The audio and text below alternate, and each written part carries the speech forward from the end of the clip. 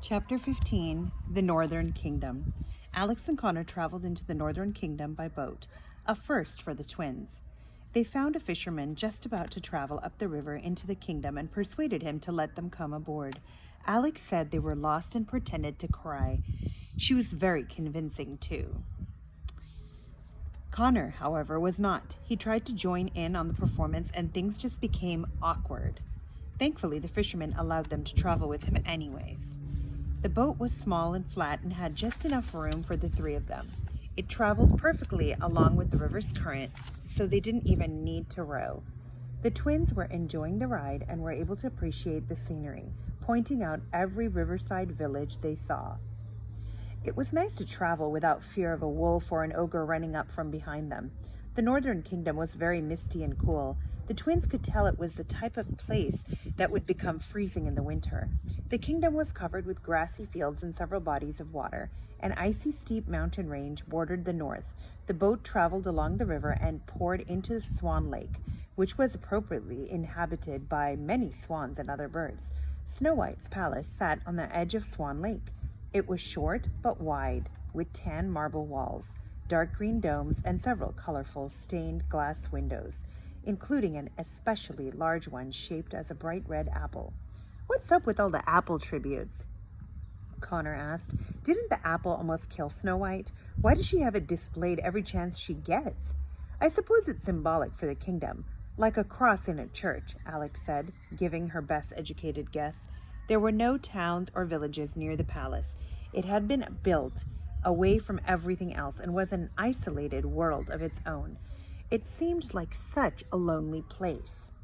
Alex had spent some time with her nose in the journal, rereading everything she could in case she'd missed something. She put it away and began searching the shore until she finally spotted what she was looking for.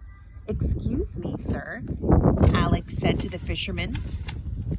"Can you please drop us off at the riverbank?" The fisherman steered the boat in that direction, and the twins got off and said goodbye to him. "Why are we getting off here?" Connor asked. "The palace is that way." "Connor, I'm tired of explaining everything to you." "Here," she said, and handed him the journal. He read the pages that she had been looking over during their trip on the boat. Snow White's palace overlooks Swan Lake, and part of the lake flows into the moat circling the palace, which works to the advantage of anyone trying to sneak into the palace unnoticed. There is a hidden gate at the bottom of the palace that the moat runs through. It's right by the dungeon and is used to transport prisoners in and out of the palace by boat. It's easy to swim under the gate and then climb up onto the dock inside. The glass coffin is in a large storage room that used to be the evil queen's private chamber on the 3rd floor. On the 2nd floor, you'll find a large portrait of the evil queen herself, just past the grand staircase of the main entrance. The portrait is actually a secret door that leads up to the chamber. Travel at night, so it's difficult for anyone to spot you in the water. But note that Swan Lake waters are very deep and can be rough after sundown. Use something as a flotation device, like a log or a piece of wood. Alex was standing next to a log that had washed ashore on the riverbed, and she gestured down to it. "See?" Alex said. "Gotcha," Connor said. The twins waited for nightfall to travel across the river to the palace. They carefully placed the log into the river and then entered the water themselves. It was unbearably cold. Connor made a high-pitched gasping sound as soon as he was waist deep. "Woo! It's so cold. I think we may be twin sisters now," he said through rattling teeth. "I don't think I've ever been this cold in my entire life. Just keep thinking that we only have 2 more items left to collect and then we'll be home," Alex said, shivering herself. "Jewels from Snow White's coffin and the saber from the deepest sea," Connor repeated to himself. "Jewels from Snow White's coffin and the saber from the deepest sea. Nope, I'm still cold." They held onto the log and drifted on the current to the palace. Having the log was a good call, since the water was very choppy and the twins were getting tired just by holding on to it. They probably would have drowned without it. The closer they got to the palace, the more soldiers they saw marching the grounds. There are so many soldiers, Connor said through shivering teeth. It's because of Evil Queen, Alex said. I doubt there was this much surveillance when the man from the journal came. The twins submerged themselves completely whenever they thought a soldier might be able to see them. They steered the log into the palace's moat carefully, careful not to make a splash or cause too many ripples. They had to circle the palace twice, but eventually they found the secret gate. They let go of the log and swam under the gate. It was a much deeper dive than they had thought. Connor came to the surface on the other side and was gasping for air. He treaded water for a moment, waiting for his sister to surface. But she didn't. Alex? Connor asked, looking for her in the water around him. Alex? Connor dove back underwater. He found Alex struggling under the gate. One of the straps on her bag had caught when she'd swim under it. She was stuck and she desperately needed air. Connor swam down to her and yanked on her bag as hard as he could to set his sister free, but it wouldn't budge. He tugged harder and the strap finally ripped off. He helped Alex get to the surface. She was breathing harder than he had ever heard her breathe before. She had been seconds away from drowning. Connor helped her over to the dock, and they both climbed on top of it. They were both so alarmed that they had forgotten how cold they were. Thank you, Alex said once she had caught her breath. That was really brave of you. I didn't have a choice, Connor said. You had all the wishing spell items in your bag. Alex playfully hit him, and they quietly laughed. They were drenched, and their jaws were chattering so hard that the sound of it echoed around them. The only way out was through a stone doorway. The twins peered inside it and saw a long hallway. At one end was a spiral staircase leading down to the dungeon, they assumed, and at the other was a spiral staircase leading up. They chose the staircase leading up. It led straight to another hall with a steamy odor in the air. It was very humid inside this part of the palace, and the twins soon walked by an open door and saw why. Look, it's a laundry room, Alex said. The room was full of large, steaming tubs of water, and several garments and sheets were hung up to dry around the room. It was past working hours, so the room was empty. I have an idea, Alex said, and darted inside the room. What are you doing? Connor asked her. She started digging through a pile of what Connor hoped were clean clothes and linen. If the grounds outside aren't any indication, I bet the halls of the palace are swarming with soldiers, she said. And, Connor said, we're going to seem very suspicious walking around soaked to the bone in our t-shirt and jeans, she explained. She pulled out 2 dresses and 2 lacy caps from the basket. No way, Connor said, realizing what she intended to do with them. Absolutely not. Connor, put your pride aside and get dressed. We've come way too far to get caught now, she said, pulling one of the dresses over her head. The guys at school can never know about this, Connor said with a very serious face. If your friends find out you traveled into the fairy tale world, I doubt this would be what they were most interested in hearing about, Alex said. The twins got dressed and looked almost identical in the same outfit. They wrapped their wet clothes in bags and towels and then carried the towels to look busy. They journeyed higher into the palace, perfectly disguised as 2 maids working a night shift. The palace had beautiful marble floors and walls on the inside as well. The stained glass windows were even more beautiful with moonlight shining through them. Alex was right. Every hall and corridor was under constant watch by soldiers. Connor was too embarrassed to look any of them in the eye. He did find a few gold coins in the pocket of his maid's uniform, however, which made him feel better. Alex and Connor found the grand staircase in the middle of the palace. They climbed it to the 2nd floor and began scanning the halls for a portrait of the evil queen.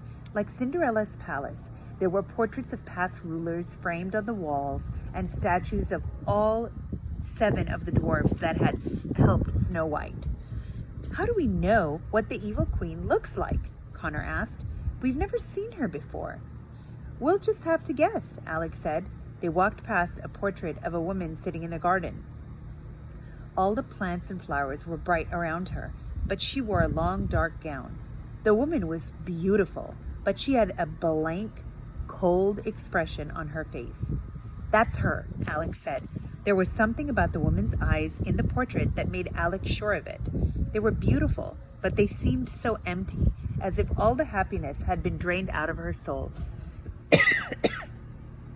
Alex waited for 2 soldiers to leave the hall and then tried pulling on the portrait. It was stuck. She pulled harder, and still it didn't budge. Are you sure that's it? Connor said. 100%, Alex said. She gave it another good tug, and the portrait swung away from the wall like an open door. Behind the portrait was a wooden ladder that went up to the 3rd floor. Nice one, Connor said, and gave his sister a high five. The twins climbed up the ladder and found the back of another secret door.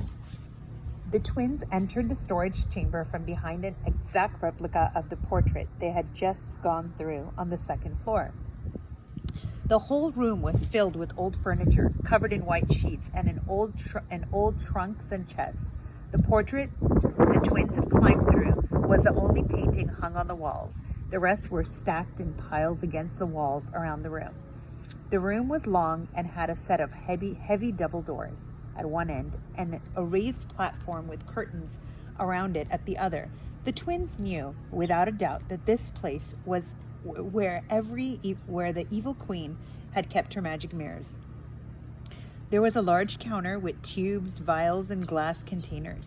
They had all been emptied out, but the twins knew it must have been where the evil queen had kept her poisons.